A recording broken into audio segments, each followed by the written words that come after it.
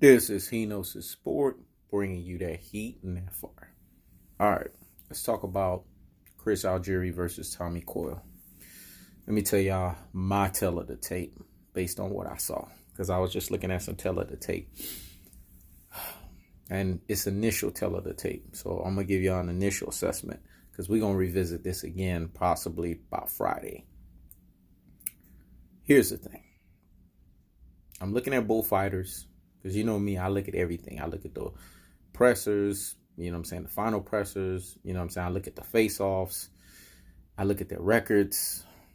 I look at their body language, you know what I'm saying. I look at their demeanor going into the fight, the mindset.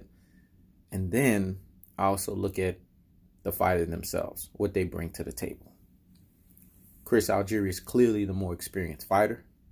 He's clearly the slicker opponent. He's clearly the better boxer. He's been in there with some top names. He's been in there with Manny Pacquiao. We all know how that Ruslan-Provodnikov fight went down. So Chris Algieri's been in there with Earl the True Spence. So he's been in there with names. Tommy Coyle, on the other hand, I see there's a little admiration going on for Chris Algieri, man. Although he's talking a good game, saying that, you know, I'm going to go in there and I'm going to knock him out. And he has an aggressive style. But here's the thing. You can't be admiring your opponent like that. Oh, I love the way Chris Algieri dressed, man. I like the way he dressed, man. He dressed so good. He, you know what I'm saying? His dress style looks good. And, you know, everything looks good. Listen, man. Higgity. Fucking hush with that. Man can't be sitting there admiring another man like that. Especially when it's the sweet science and they're supposed to knock each other's head off. What's up with that? I think he's a Chris Algieri admirer. So that's a big, bad telltale for me, if there's one thing that I got to point out. But that still does not negate the fact that he has an aggressive fighting style. He's not a slick opponent. He's not a boxer, based on what I see from the initial assessment. As y'all know me, folks do film study. I do my tell of the tape. So what I'm seeing from him in his fighting style, I don't really see anybody that really wows me like that. I feel that the experience factor, clearly in the face-off, the height factor, the reach factor, and the length factor all boils in the favor of Chris Algieri. Now, we all know Chris Algieri had a good fight against Daniel Gonzalez. Messed up his left eye damn near, but he got the victory nevertheless. And he was calling out people like Maurice Hooker, man. And he was calling out Tommy Coyle. I think 140 is a good weight for Chris Algieri. It makes him strong. You know what I'm saying? I like him at that weight class. 147 got too many lions there. I feel like he'll be exposed. He'll be demolished. He'll be trounced at that weight class. 140 is perfect for him, because I believe he has power there. And I believe he has ability there to where he can really outbox some of these guys because of the experience. But not the upper echelon guys. He needs to stay his ass away from a Regis Prograis.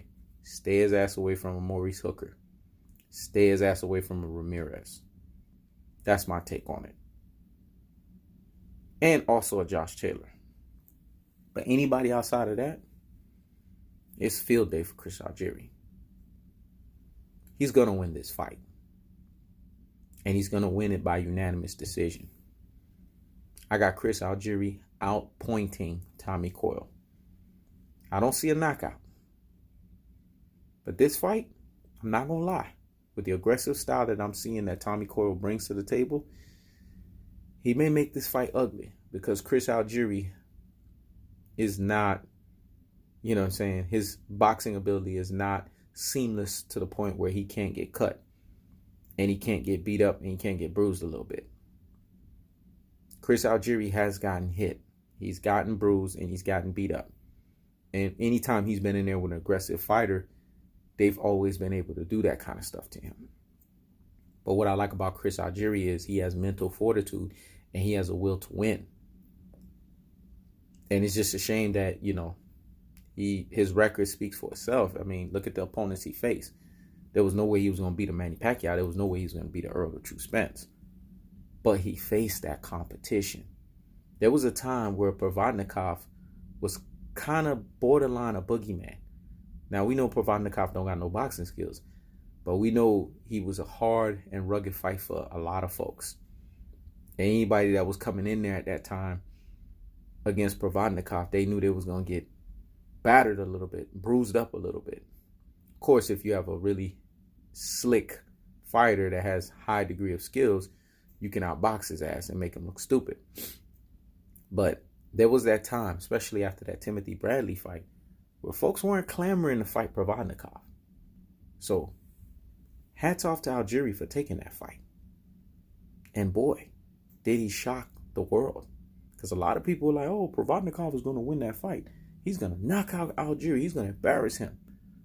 But Algieri turned things around in that fight. So I say all of that to say this. In this fight, it could very well be that kind of fight.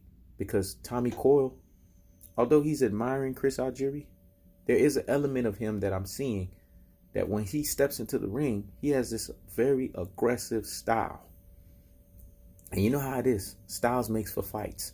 When you have a boxer that's in there with an aggressive pressure type of fighter, that's fireworks right there, man. That's like July 4th. So, is there more than a puncher's chance for Tommy Coyle to possibly win? Yes. Because for some reason, the reason why we can't overlook upsets is because, man, starting December, since the Charlo versus the Harrison fight, and damn near the Julian Williams and the Jerry Hurd fight, upsets have been on the rise. So we can't sit here and act like an upset is not possible. And it's not like Chris Algieri, prior to the Gonzalez fight, was active like that. So I still feel that Chris Algieri is working his way back into the ring. That's what I feel. That's just my take on it. Whereas Tommy Coyle has been the active fighter. Man, DAZN is putting up some good fights, man. Whew. Caleb Smith versus Nadam. I mean, come on. Then you got, obviously, the main fight, Anthony Joshua versus Andy Ruiz. Whew. I'm watching that. I'm definitely watching all them fucking fights this weekend. But this is going to be one of those fights to watch. Because I believe it's going to be fireworks. Chris Algieri has always done great things at 140. 140 seems to fit him. And you could kind of say this is like his second win, so to speak, in boxing. It's going to be interesting, man. That's going to be a very interesting fight. But I still got him walking out. I would say if I have to do a prediction, my initial prediction on the fight is going to be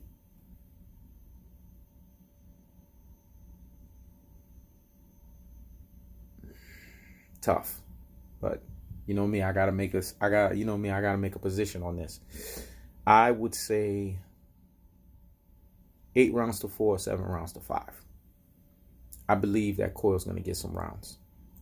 Because like I said, although Algieri is a slickster, he's not seamless. His back foot game is not the best. But what I do like about Algieri is his ability to move from one side to the next. I do like that with him.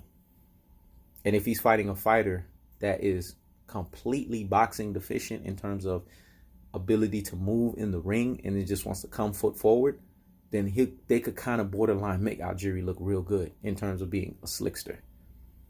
I think that's what this fight is going to look like in some ways. But I'm not going to sleep on Coyle because Coyle's aggressive.